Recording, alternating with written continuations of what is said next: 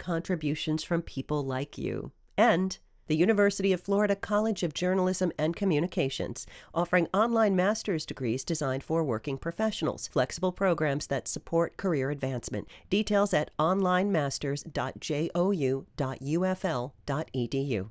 Sarasota Concert Association presents the Canadian Brass for their popular holiday concert.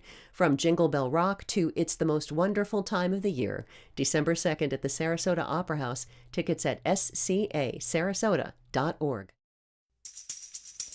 Florida's got a lot going for it. Nice weather, mostly, no property taxes, and incredible beaches. But you might have noticed the cost of living keeps creeping up. Just ask anyone who's trying to buy a house or get homeowners insurance. Even buying groceries is getting more expensive. A lot of Floridians are worried about the cost of living, and they've thought about leaving the state. Are you one of them? I'm Matthew Petty, and coming up this hour, we'll talk about what it would take for you to leave Florida and what makes you want to stick around. Call 813-755-6562 and let's talk, or send us an email, FloridaMatters@WUSF.org. Also, had it with traffic? Electric air taxis could be buzzing the skies over Tampa Bay. Would you hop in an air taxi if it meant you could beat the traffic? And speaking of taking to the air, how commercial flights started right here in Tampa Bay. All this and your calls on Florida Matters live and local after these headlines.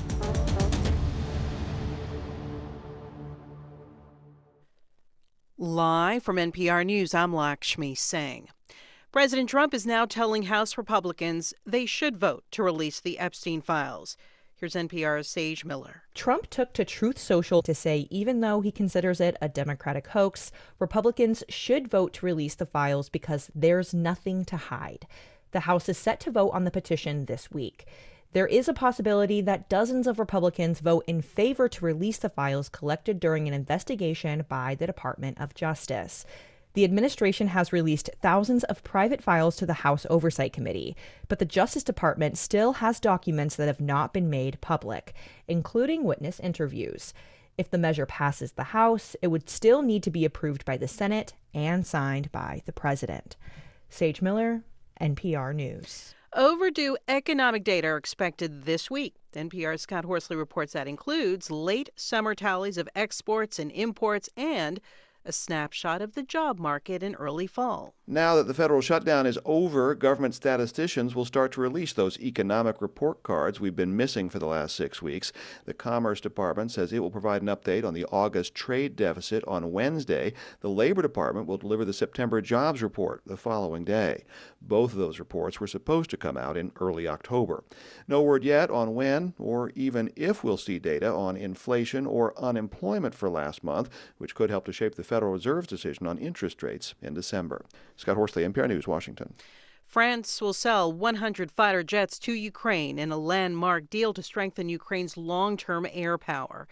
NPR's Eleanor Beardsley reports the agreement was announced during Ukrainian President Volodymyr Zelensky's visit to Paris today, his ninth to France since the beginning of Russia's full-scale invasion. President Zelensky and French President Emmanuel Macron signed a 10-year defense agreement in Paris that paves the way for Ukraine to receive Rafale multi-role fighter jets, air defense systems, missiles, and anti-drone technology. The weapons will help Ukraine fight Russia today, but the deal is also meant to show the Kremlin that France and Europe are in it for the long haul. Said to be worth around $12 billion, analysts say the framework will help develop Ukraine's future air fleet of up to 250 combat aircraft, combining France's Rafale jets with U.S.-made F-16s and Sweden's Gripen fighters.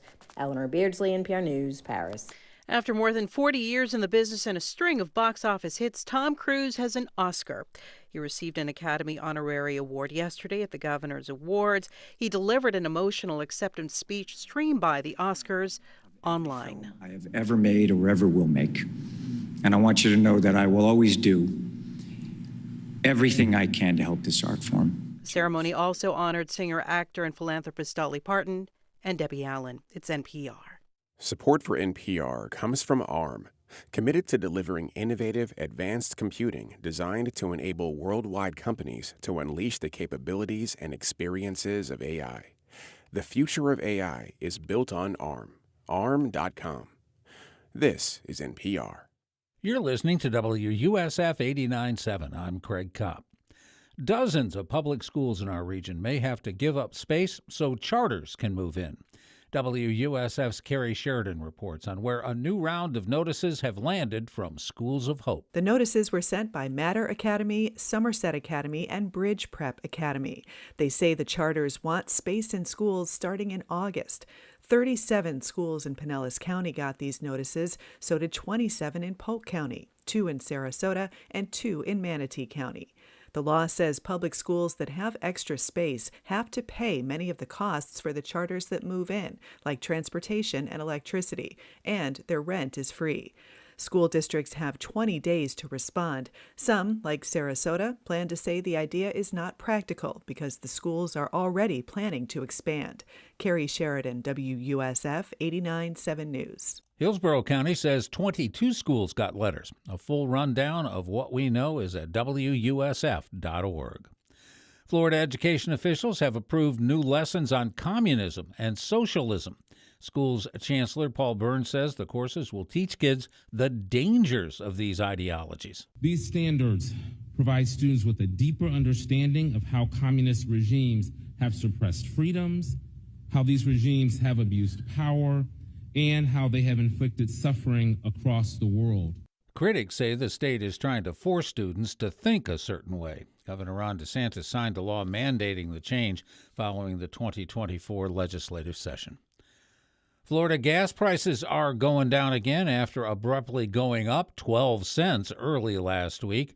By Sunday, the state average was back down to just under $2.92 a gallon. That is down 3 cents from last week and 21 cents lower than this time last year. AAA says the autumn fuel demand dip, global oil oversupply, and the switch to winter blend gas have all contributed. I'm Craig Kopp, WUSF News. Support for WUSF comes from listeners like you and from Seitenbacher with a new web shop. Healthy muesli, cold-pressed oils, and vegetable broth mix delivered to your door from right here in Tampa Bay. Details at Seitenbacher.com. Seitenbacher. Seitenbacher. Looking to get your morning news and stay on top of fun stuff happening in the Tampa Bay area? Give the Bay Blend podcast a listen. Weekday mornings, you get the news headlines and a sampling of nearby events, and in just a few minutes, you're ready to tackle the day. The Bay Blend from WUSF, wherever you listen to podcasts. This is Florida Matters live and local, broadcasting from the Doctors Lorraine Rubis and Neil Frankel studios here in Tampa. I'm Matthew Petty. What would it take for you to abandon your home state, to pick up and leave? Nearly half of Floridians have considered leaving, according to a recent poll, and a big reason is the high cost of living here. Well, joining us to talk more about the poll is Eric Levy. He's with Florida Atlantic University's Business and Economics Polling Initiative. Eric, thanks so much for being with us. Really appreciate it. Thank you for having me. Also with us this hour, Dante Cini. He's a journalist and founder of the American Communities Project. It's a research hub out of Michigan State University, which looks at who's thriving and who's struggling in communities across the country. Dante, thanks for being with us as well. Well, thank you for having me. We want to hear from you too. Have you thought of quitting Florida? And if so, why? Is it the cost of housing, insurance, groceries, or is it politics? If there's one thing to make you seriously consider leaving, what is it and where would you go? Call and let us know. 813-755-6562 is the number. That's 813-755-6562. You can also shoot us an email, FloridaMatters@WUSF.org. All right, so Eric, your American Dream Sentiment Survey says nearly half of Floridians have thought about leaving. So tell us a little more about that. I mean, how serious are folks about wanting to up sticks and get out of Florida? Well, I mean, it's hard to say how serious they are. All they did was answer a survey and said that they were considering leaving. And when you consider the numbers that came out of our survey, it was like 25% seriously considering, and then another close to 25% somewhat considering. And when we looked at those numbers nationally, they weren't very different. Mm-hmm. Florida was a tiny bit higher. Maybe it was like 51 to 49 nationally. Where people are just concerned with the high cost of everything, right? The cost of living is more expensive, and so people are looking at alternatives. And so for me, I didn't think it was specifically a Florida problem. Okay, so when you say compared to national, I mean, are you looking at other states where they've done surveys saying, hey, cost of living is pretty high in, say, Michigan, would you consider leaving for another state, or is it more just about cost of living generally? How concerned are you? That's a great question. Actually, Florida Atlantic University and the Business and Economic Polling Initiative released a survey today, and it was almost the same survey that we collected 1,000 results nationally. And obviously, we couldn't ask the exact same question because we asked, are you considering leaving Florida? But we asked, are you considering leaving your home state? And it was very, very similar results. And so that's what I'm talking about when I compare Florida to the nation. Okay, and is this a survey that you do periodically, or is it just something you looked at some of the data around the kind of economic anxiety that people are feeling and thought, okay, we should actually do a poll here and try and test this and measure it? That's one of my favorite parts of this story, is that our survey idea, it comes from a class that I teach. And I co-teach a class with the chair of the economics department, Dr. Monica Escaleras, and she and I have run the Business and Economic Polling Initiative for, I think, 11 years now. And we come up with research ideas by chatting with our 10 or so like phenomenal College of Business students. And it was an idea that sort of floated around our classroom, and together we came up with this idea, and then we put the survey together and collected the data. That's interesting, and we'll get into this in a little bit because it seems to me that there might be a correlation there with folks who are actually thinking, is this a good place for me? And that's people kind of in the stage where they're looking at entering the workforce, seriously considering what their options are. But before we do, I just want to put that number out there again. We're talking about a recent survey from FAU's Business and Economics Polling Institute, looking at whether Floridians are considering leaving because of the high cost of living and general economic anxiety. If you are somebody who's thought about it, whether seriously or just kind of had that idea kicking around in the back of your mind, we'd love to hear from you.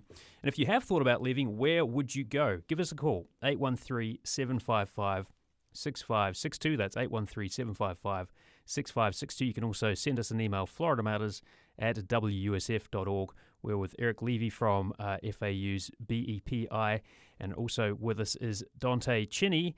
He is with the American Communities Project out of Michigan State University. So, Dante, when you look at communities across the country to see who's doing well and who isn't, I mean, what does this survey tell you? I think we have a sense that, from what we just heard from Eric, that there's kind of this a feeling of a little bit of insecurity economic insecurity across the entire country. But what does this tell you about Florida? Well, I mean, what it tells me about Florida, I guess to Eric's point, is it's not completely dissimilar. We just released a massive survey today. We have more than 5,000 people across the country into all these different types of community we look at. The one thing, these communities disagree about a lot of things. The one thing they all agreed about was inflation was the number one issue in their community, inflation and rising prices. That's the third consecutive year. We've done this survey 3 years. It's the number one issue in every community, and that includes communities that are doing very well and communities that are struggling economically. It's the number one issue in all those places. And it's been that way for 3 years, and the numbers really haven't abated very much. And we had a second question on the survey where we asked people, in the last 12 months, have you noticed changes in these issues? And we listed like 7 or 8 issues. Inflation was one of them, inflation, rising prices. Every community type, more than 70% said they noticed changes in inflation. And in every community type, the overwhelming majority, more than 3/4, said the changes were negative. So I think a lot of people in a lot of different places, look, it's a big, complicated country, but this is one thing that's a through line really everywhere right now, the idea that it's getting harder to make ends meet. And I do think that has a lot of people reconsidering where they live. Now, for Florida, you have other issues, right? You've got the issue where there have been people who have looked at, it's a very small selection of places, but zip codes that are on near the water that are more prone to flooding have actually seen more people leaving, not just in Florida, but all around the country, though Miami and Houston were the 2 leading communities for that. And then I think there is also the question, I know that one thing you're seeing in Florida in terms of people leaving is younger people. Sure. That's tough, right? I mean, Florida traditionally has grown and grown and grown by 2 sources of really incoming people. One is older people often from the Midwest, but also from the East Coast, moving to the South for warm areas where they retire. And the other thing is international people. You get a lot of, traditionally, a lot of immigrants to Florida. In fact, of all the states in the union, Florida led the way between 2023 and 2024 with more than 400,000 international immigrants coming to the state.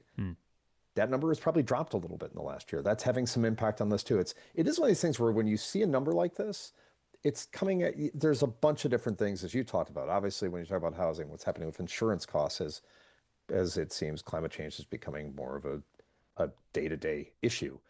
Insurance costs rise on housing. Like there are just a number of issues that are kind of hitting Florida and placing it in a little bit of a pinch. Yeah.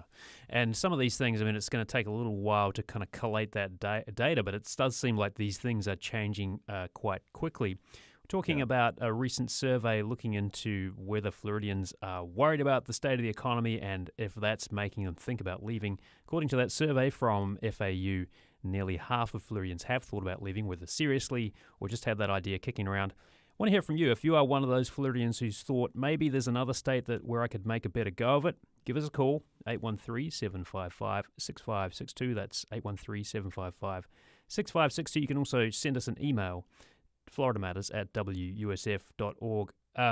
Eric, I want to come back to you. So the survey is, it's the American Dream Sentiment Survey. You did find that 53% of Floridians say the American dream still holds true today.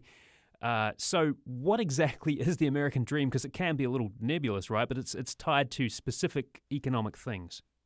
Sure. So for me and for my students and how we defined it, it was that hard work can lead to success, that you don't need to be gifted with a huge inheritance or a physical prowess like LeBron James, right? You can just, go to school for being a plumber, right? Become the best plumber there is, and you can reach success by hard work. And I think that most of the students in my class, they believed in it, and I believed in the American dream. And I kind of think that what we're seeing, right, is that the Florida American dream is alive and well, and the rest of the country saw that for years and moved here, right? And with an increased demand comes increased prices. And so now it's a little bit more challenging, but I still think that Floridians are optimistic. I think my survey said that 67% believed that their standard of living would improve within the next 2 to 5 years.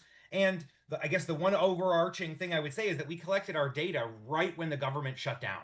Right. And so, of course, there's going to be a little bit of a pessimistic undertone from the whole thing. But I still say that when 90% are concerned with inflation, 80% are concerned with housing, 83% are concerned with healthcare affordability, how do we find 52% are still believing in the American dream? Yeah. And so for me, I take this as an optimistic outlook of Floridians. Let's get a call here. Felicia is calling in from Palmetto. Felicia, you're on the air. Yeah, good afternoon. Hey, how's it going? It's going good. I was calling in because you're hitting all the hot buttons for me. I'm putting my house up for sale because in the last 10 years, my insurance and taxes have tripled. Wow. And on a retirement income, and it keeps going up every year, every year. And on top of that, damage from a hurricane that the insurance companies won't pay. So I'm suing them to pay. I don't have the money, can't get a loan. It's like, I'm out. I'm just going to go to Georgia and be near family. Felicia, I'm sorry to hear about the struggles you're going through there, but I appreciate your call, putting some clarity, I guess, kind of an illustration of what people are going through there. Eric, I mean, does that sort of illustrate a little bit what you're hearing from folks? We've got about 30 seconds before break, but I just want to get you a quick take on that. Yeah, I'll say I'm really sorry that you're going through that struggle, and that's awful. But I think that owning your home gives you that great opportunity that you can cash in on that high demand, right? And then maybe move to a more affordable area. And I think we all know there are plenty of affordable areas in Florida and certainly in Georgia as well. But I certainly am so sorry that you had to go through that difficulty with the damage to your home. Yeah, indeed. You're listening to Florida Matters Live and Local, talking about financial pressures on Floridians, affordability, forcing a lot of us to think about whether we should move out of state. With us, Eric Levy with FAU and Dante Chinney with the American Communities Project. And if you've thought about leaving, is it because of the cost of living or something else? Join the conversation. Give us a call, 813-755-6562. Send us an email, FloridaMatters@WUSF.org. The conversation continues in a moment.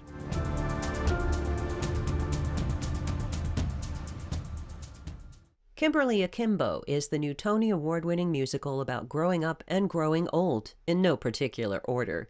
It's coming to the Straz Center in Tampa, November 18th through 23rd. Tickets and information at strazcenter.org. Hi, it's Steve Inskeep with an easy way to support this station. Donate a car that you don't need anymore. It's free to you and could be worth hundreds of dollars in support. Thanks. I'm Scott Tong. The law ending the government shutdown includes a provision that threatens the country's multi-billion-dollar hemp industry. The law closes what's called the hemp loophole, which allowed intoxicating hemp products to be sold without the strict regulations that apply to the legal cannabis industry. Next time, Here and Now. Join us this afternoon from 1 to 3 on WUSF 89.7. Welcome back to Florida Matters Live and Local. I'm Matthew Petty. A lot of people want to move to Florida. The weather and the lack of a state income tax make the Sunshine State a pretty attractive option, but migration is slowing down a bit, and a lot of people are leaving or thinking about leaving because they're worried about affordability.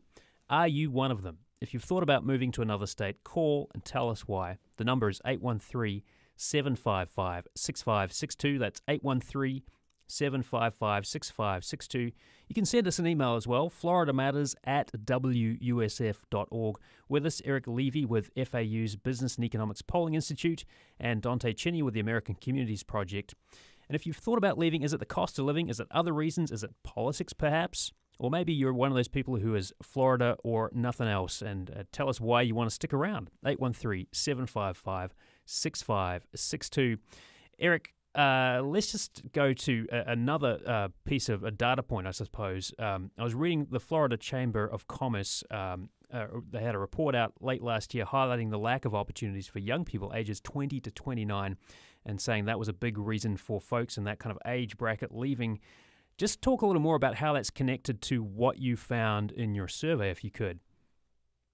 I mean, anecdotally, my students that are going out and getting their economics degrees are killing it in the labor market. I have my all of my TAs that I try to keep because they're so great. Mm-hmm. They are out there doing amazingly well, and we bring them back in and we talk about how much they're making, and it's motivating for all of our students. And so certainly overall, maybe there are some challenges that younger people are facing, but it's not an economy-wide issue. And I think that with the expansion of people, there's just an expansion of opportunity. And so I haven't seen that personally, and I don't know that we had any questions specifically aimed at younger folks in our survey about the challenges that they were facing. Mm-hmm. Okay, well, let me ask you about another thing. One of the sort of things you found in the survey is that about 4 in 10 Floridians say they live paycheck to paycheck. What exactly does that mean?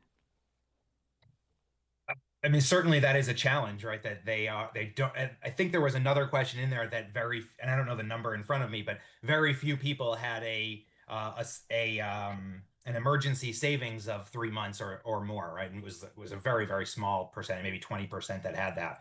And so what I see is that there is a gap between these short run challenges that people are facing, right, with the higher prices and the tough job market right now, and that the wages aren't keeping up with the incomes. But I think that, or I guess optimistically, I hope that that's a short run problem, and that eventually the wages will come up with our higher prices, because I don't think we'll experience deflation or prices going down at all. Yeah, inflation seems to be a bit of a constant there. Let's go to the phones again. Steve is calling in from St. Petersburg. Steve, you're on the air. Yes, we moved to Florida actually in 2012. We liked the climate, we liked the atmosphere, loved it. What we've noticed since then are a number of things.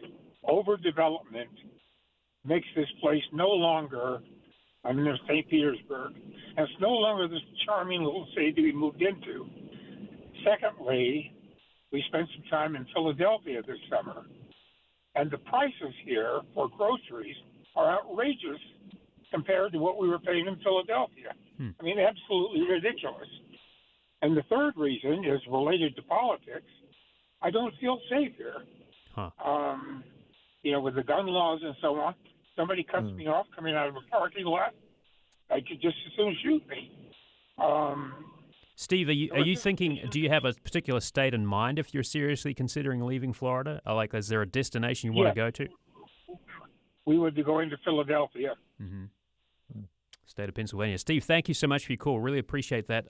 Dante, let me put that to you. I mean, a few things going on there, but safety and kind of grocery prices. I mean, is that sort of cut across states, something that you see in your project and kind of the data that you dig into? Yeah, I mean, well, first of all, growth is growth. I mean, you move into some place and it changes around you. This is particularly true in Florida, right? Where the expansion just happened and happened and happened. So you'd move into some place and it's one kind of neighborhood, and then 10 years later it's different. That's just growth. But the other thing that I thought was interesting that the caller said was about the not feeling safe. Just, politics is an element of this. There's just no doubt about it. Look, the country's a 50-50 country.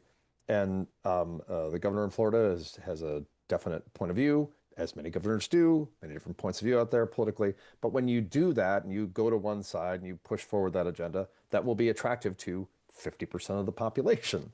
The other 50% of the population, not so much. Like, that is, people talk about the country's all one way or the country's all one or another, or like Trump won in a landslide or Biden won. Nobody's winning in landslides. It's a 50-50 country right now. So if you've got a governor who's going to take an agenda that leans far to the right or far to the left, which we can talk about whether or not Florida's done that, but definitely move to the right at least. When that happens, there's going to be 50% of the population that's going to be not happy with it. There will be a smaller segment of that population where that will cause them to not want to visit or to move out. I will say it. I have in-laws from Massachusetts. They went to Florida every year for 3 or 4 months. And post-pandemic, they didn't want to do it because they didn't like what they saw in Florida. So they don't go anymore, and they just stay up in Massachusetts. That's just... So the reverse snowbirds. They've decided not to migrate south. Right. They just stay up there all year now. But for them, it was political. Yeah. Look, I don't think that's a massive number of people, but, is it enough when you're seeing a large trend where you feel it? Probably. Yeah. Probably. We're talking about reasons to leave Florida. A lot of folks, according to a recent survey, are thinking they might want to leave. A lot of it's around economics. The cost of living is making people reconsider their home state of Florida. If you're on the other side of the fence and you think Florida is great no matter what is it that keeps you around here? 813-755-6562. That's 813-755-6562. Eric Levy, do you get a sense of those things that attract people to Florida in the first place, like the lack of state income tax, the weather, other things, kind of space, I suppose, is one of those things, although that seems to be getting eaten up at a pretty rapid clip depending on where you are in the state. Are those things still valid as reasons that people want to move to the state of Florida? I think so. I think this might have been the first time I've heard somebody say that they wanted to retire in Massachusetts. To be clear, they're there already, but they're not doing the move down anymore. No, I was just kidding. But people want to come to Florida because it's a great place to live, right? It's sunny, the weather is great all the time. Traditionally, there has been growth opportunities, and that's why we're seeing this growth, right? That's why I think some of these problems are being discussed, is because so many people wanted to come here because we offer so much. And yeah, no state income taxes is really nice. I kind of have a different view on the safety thing. My thought is that the government here is very pro law enforcement, and I would rather cut somebody off in Florida than Philadelphia, where I feel like the police are on our side. But anyway, that's not about our survey.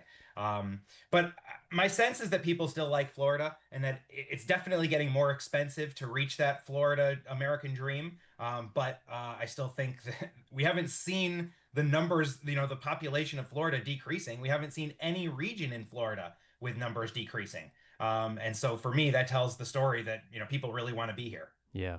We're going to have to leave the conversation there, but thank you so much, Eric Levy, Assistant Director of Florida Atlantic University's Business and Economics Polling Initiative, and Dante Chinny, founder of the American Communities Project.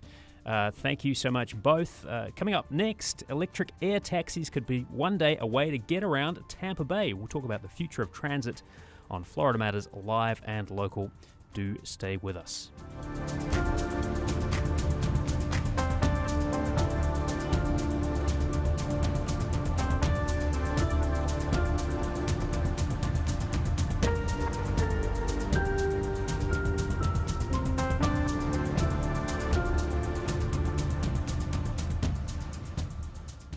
At WUSF, support comes from the people who listen, like you.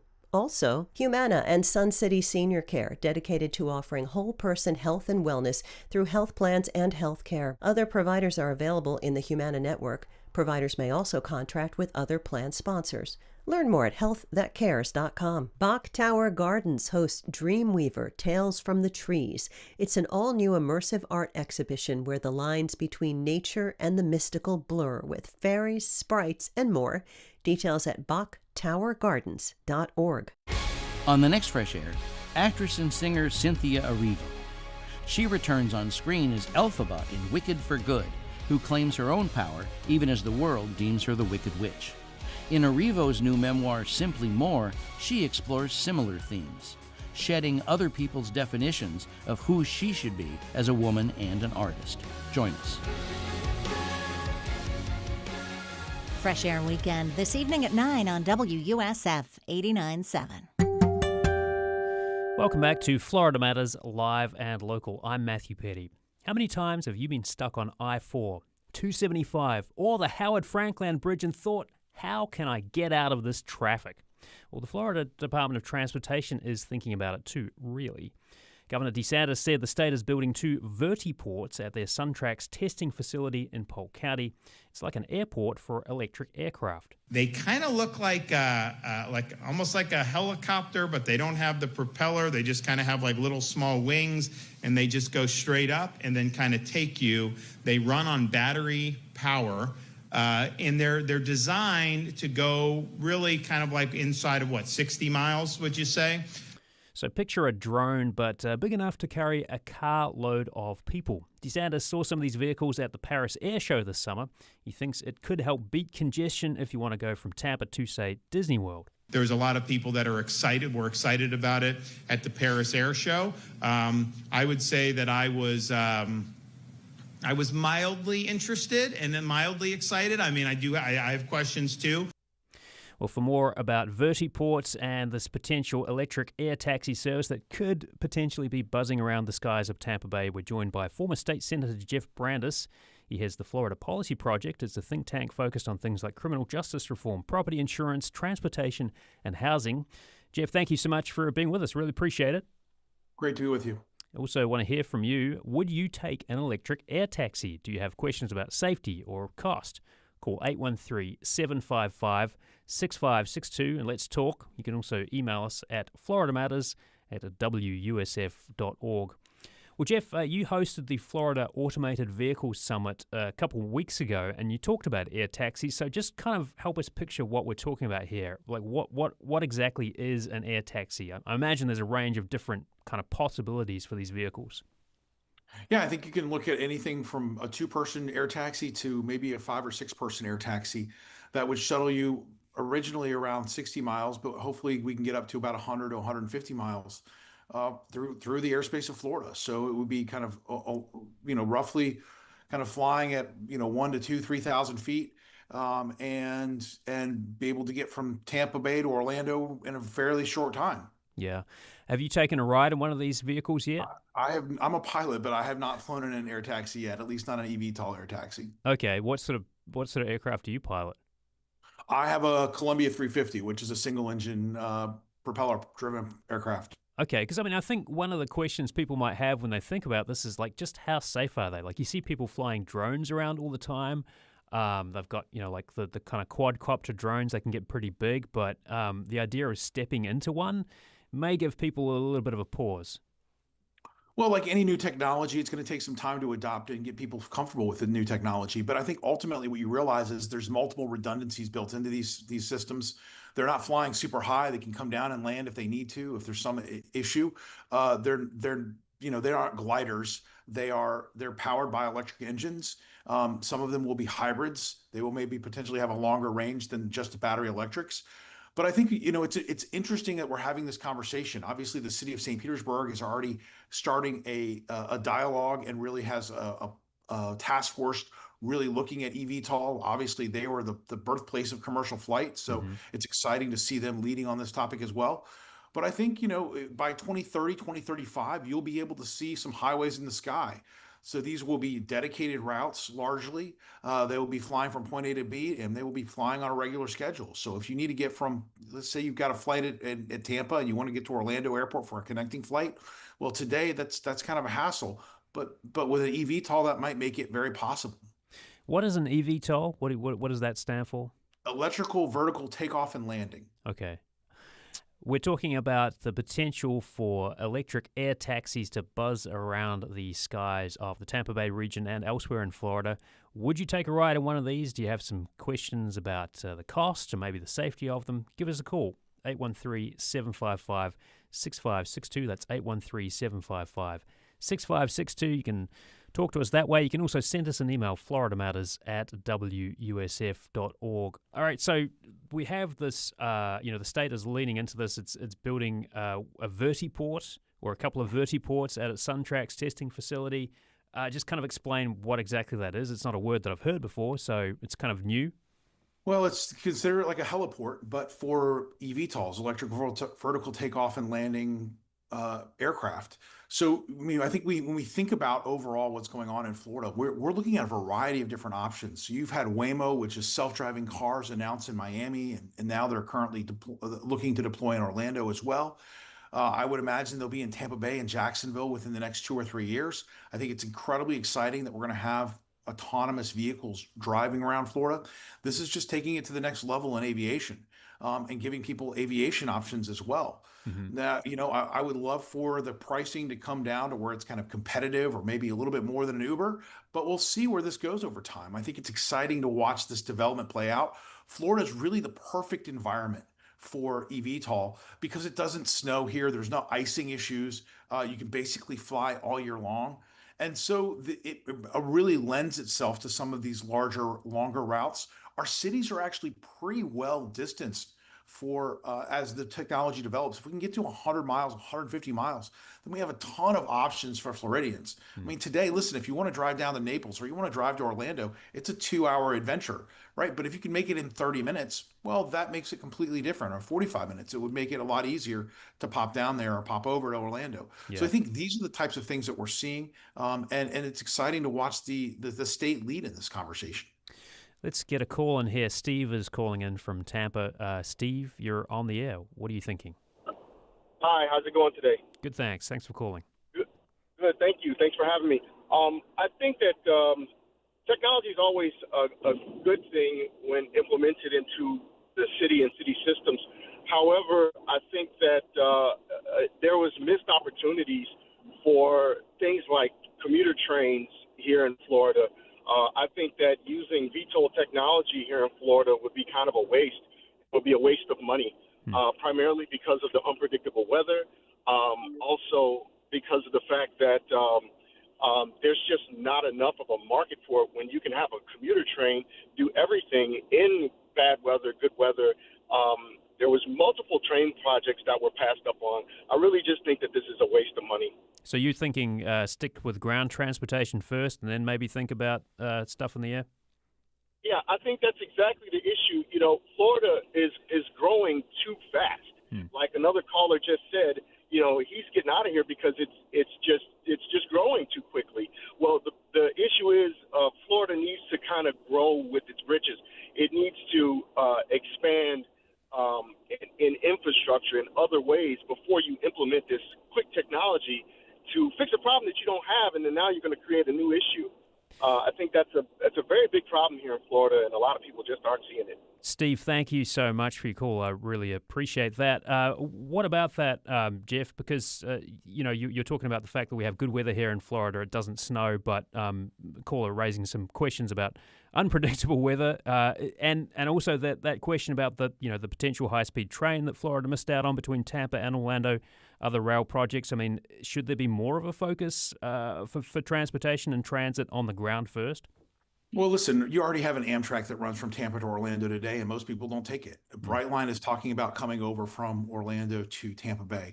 So I think there are rail projects in the works. The challenges you run into in a rail project is you're going to have to stop in Polk County. Polk County is not going to let you transit Polk County without slowing the train down and picking up passengers there. So what you end up with is not a high-speed rail. You end up with a medium-speed rail. And if you actually kind of clock it out, it'll actually take you longer most of the time to take the train than it would be to drive, because once you get to Orlando Airport or whether you get to Disney, then you're going to have to get an Uber or a Lyft or some other transportation to take you to your final destination. Right. And that can add on another 20 or 30 minutes. Yeah. So I think people kind of miss the fact that Second, we don't have to buy any right of way. We're using airspace. If I'm going to build a commuter rail system in Florida, I'm going to spend millions, if not billions of dollars just buying the right of way before I build the actual train lines themselves.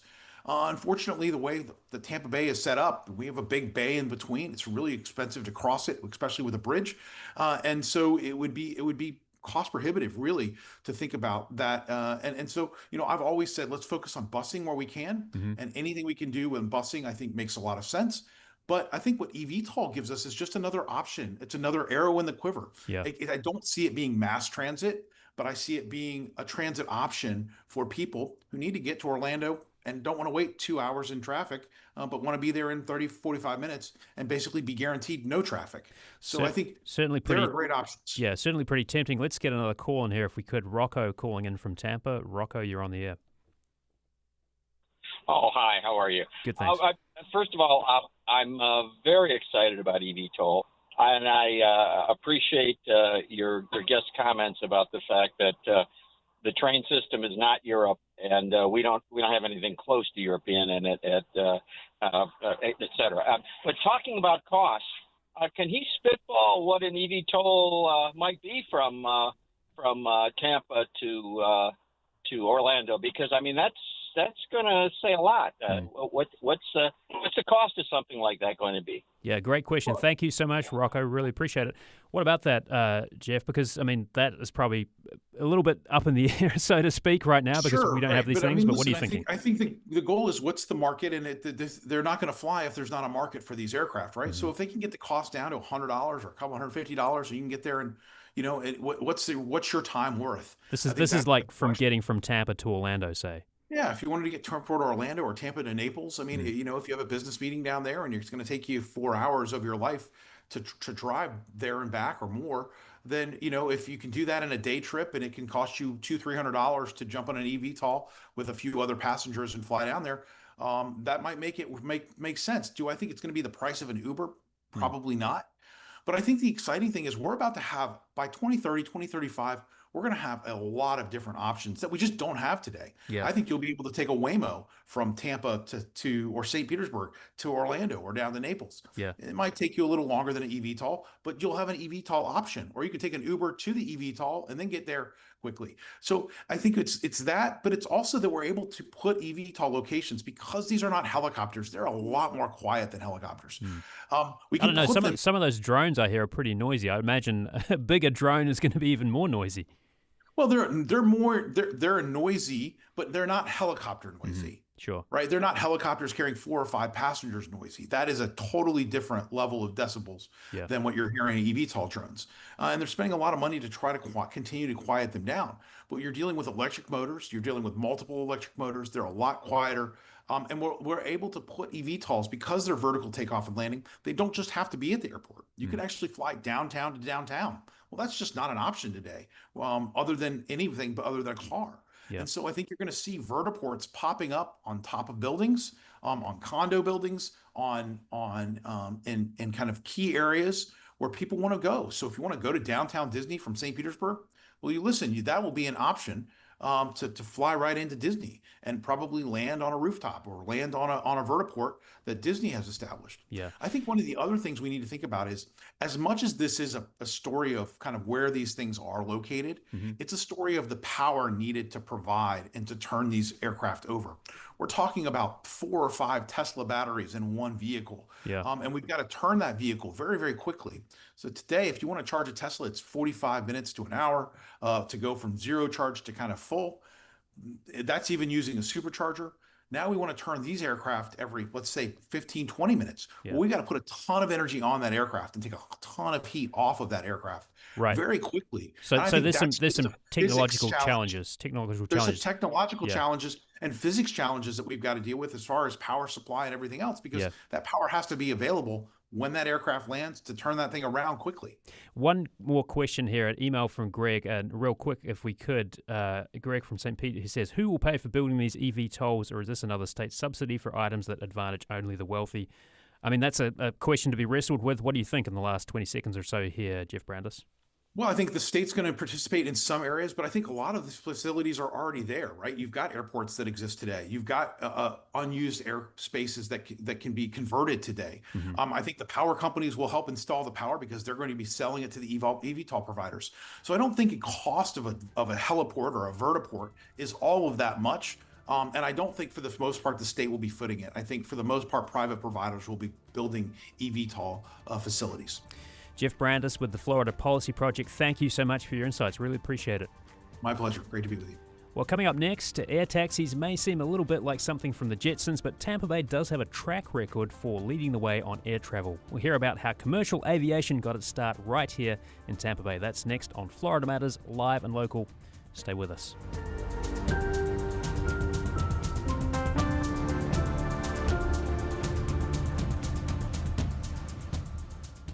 Listener support powers WUSF. Funding also comes from David Reynolds Jewelry & Coin, Tampa Bay's full-service jewelry store since 1971. Custom design, appraisals, jewelry, and watch repair. David Reynolds Jewelry & Coin. All that glitters, bought and sold. At 4009 Central Avenue, St. Pete. This holiday season, hunger is hitting harder than ever before.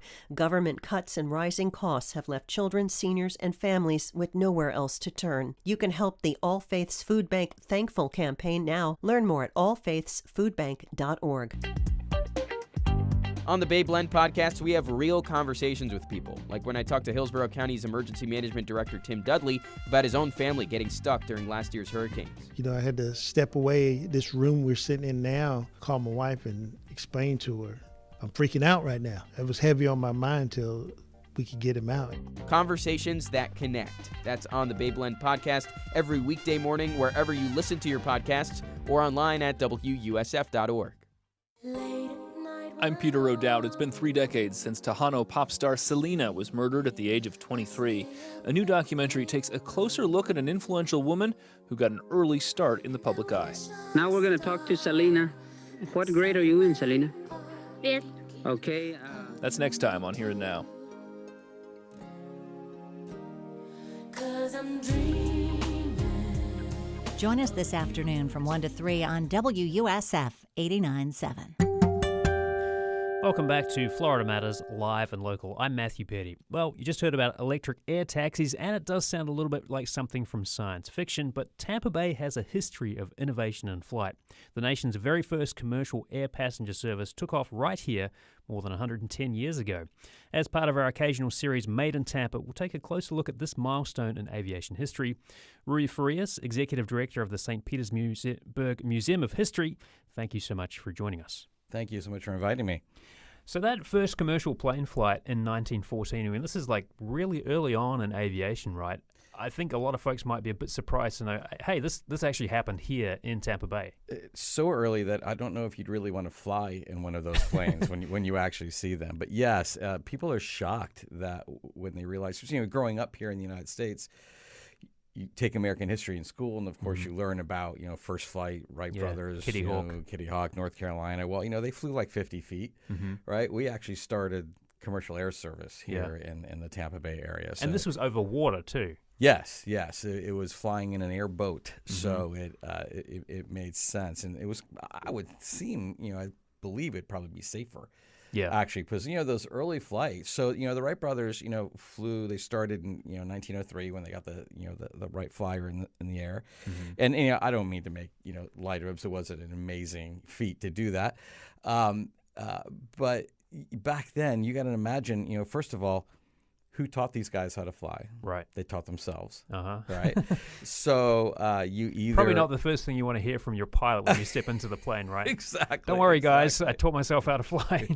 So there's no such thing as the FAA back then, right? So you either became a record breaker because you flew a certain distance, or you broke some other things. A casualty, pretty much, and that's what happened a lot during that time period. So.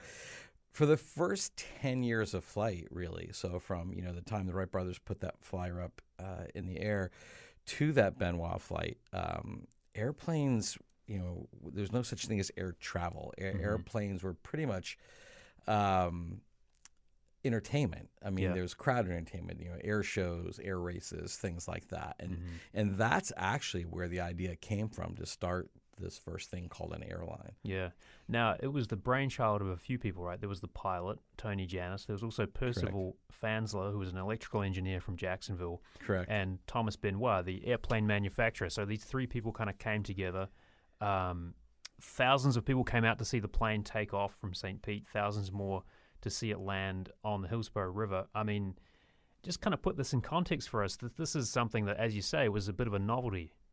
It was a novelty. And it's almost like, the stars and the moon all aligned at the right time because like Thomas Benoit, he started a company. He was the first distributor of airplane parts in the world. And then he started selling kits, right, to build these airplanes. And, of course, he learned how to fly. So he starts, eventually the Benoit Airline Company or the Airplane Company. Tony Janis was just this young, dashing, pilot who, with the scarf and everything. And so he's a good sort of front man for the operation. Exactly. And Percival Fansler, who was a Jacksonville businessman who actually happened to come upon one of those air shows and saw the Benoit airboat in this air show. And then, the light bulb went off over his head like, hey, why can't we fly on a schedule from point A to point B on a set schedule just like a train, right?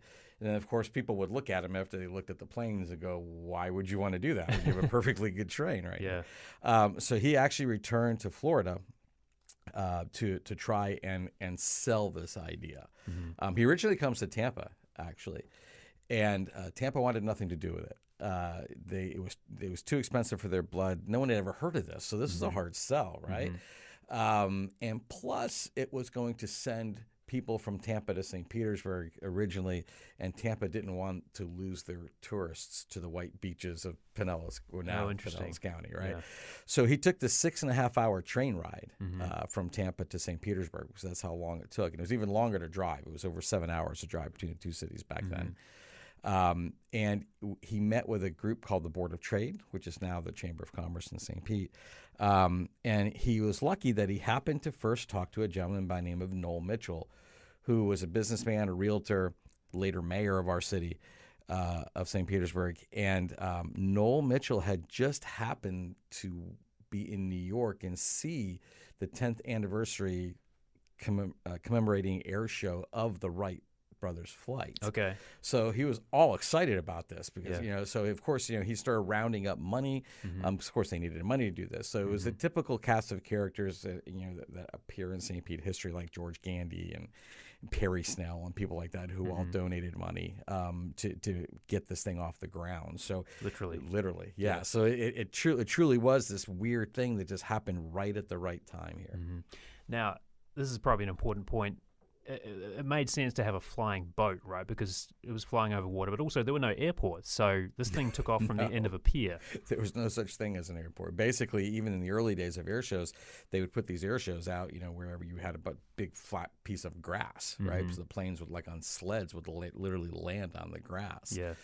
So it made sense that, the Benoit airboat, and they kept getting bigger and bigger. And Janis was with them almost from the very beginning.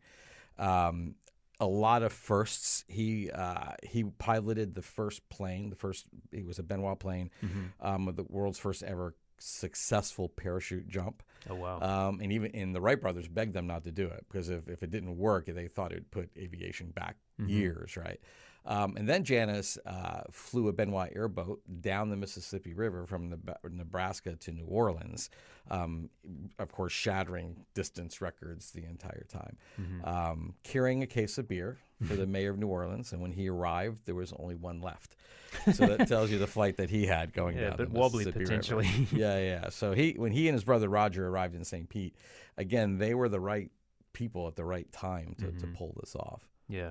Okay, so you have this character, Tony Janis. Now, he ended up going to war, right? So he was, I believe, a military aviator after his kind of time as a commercial pilot. He was. And the thing that happens, on that morning of January 1st, 1914, at 10 o'clock in the morning when he takes off, using that central yacht basin as his runway, and takes off by the pier and heads to Tampa. First of all, disaster almost happened because the plane is powered by the engine that turns a sprocket, like a bicycle sprocket, and the chain came off the sprocket. So he had to land in Tampa Bay, fix it, right, which they did, and they took off and then successfully landed in Tampa. The airline actually flew successfully for 3 months. About 1,200 people, no problems. Which is, I mean, that's a big feat for, as Huge. you were saying, like these Back are then. very experimental aircraft. A lot of them crash, but they were able to kind of transport people and other things across the bay for 3 months. They actually, we have in the Museum of History, we actually have one of the 2 original engines that are left. The other one's at the Smithsonian. And you look at this engine, and I mean, your car engine's bigger than this. You know, to think that this thing's going to power this plane. So it was a major feat for that to happen. After the 3 months, basically the tourist season was over, right? And they were really trying to tap into the tourist market. I think I read somewhere they're looking at like 3,000 tourists or something, or maybe might have been more than that actually. They were, and it was you mentioned a crowd of 3,000 people being on the waterfront of St. Pete watching, and another 3,000 people in Tampa watching it land. That was more than the population of the city. Wow. So it brought people from all over the world, especially journalists from all over the world, to see this. So it kind of puts like St. Petersburg on the map for the first time ever, for doing this. Because of course, when when Fanzer came to St. Pete to try and sell this, we are talking about St. Petersburg. I mean, there's nothing that city, there's no advertising or tourism gimmick that has ever come up that they haven't tried to bring people to that city, right? So we're kind of famous for that. So it took them, I exaggerate, but like 17 seconds to make the decision that they were going to fund this thing, right?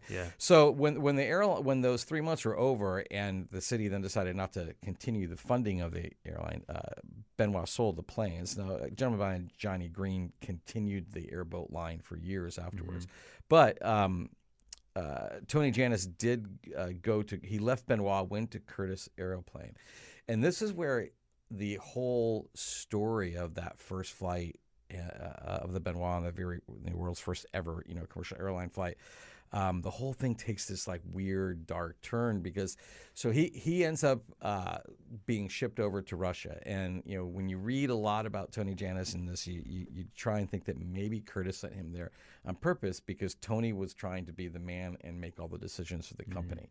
So he's sent over to Russia to teach Russian pilots how to fly for World War I. In October of 1916, he crashes in the Black Sea, and his body is never recovered. Thomas Benoit, the gentleman who invented the plane and owned the company, was about to sign a very lucrative contract with the United States military to sell a number of planes for the war effort in World War I. Unfortunately, Thomas had a very bad habit of jumping on and off moving streetcars. And days before the War Department folks are supposed to show up in 1917, he's in Sandusky, Ohio, where his company was. He stepped off a streetcar and ran headfirst into a telephone pole and ended up passing from that. And that leads us to Roger, who Tony's brother, who was also a pilot, also a mechanic. He was in France teaching pilots. Roger figured out how to restart an engine of a plane when it went into a sharp dive and the engine would stall.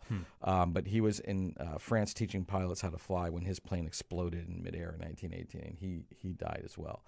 And I think that's why, especially growing up here, or when you're studying American history, you don't learn a lot about the Jannus brothers and this Benoit flight, the first flight, because everybody was gone. The whole company just disappeared. Right, but for a brief moment, it was all here, right? This was the birthplace of commercial aviation, and it was right here in Tampa Bay. We're going to have to leave it there, but we have been talking with Rui Farias. He's the executive director of the St. Petersburg Museum of History, about the history of aviation here in Tampa Bay. Thank you so much. My pleasure. Thank you for having me.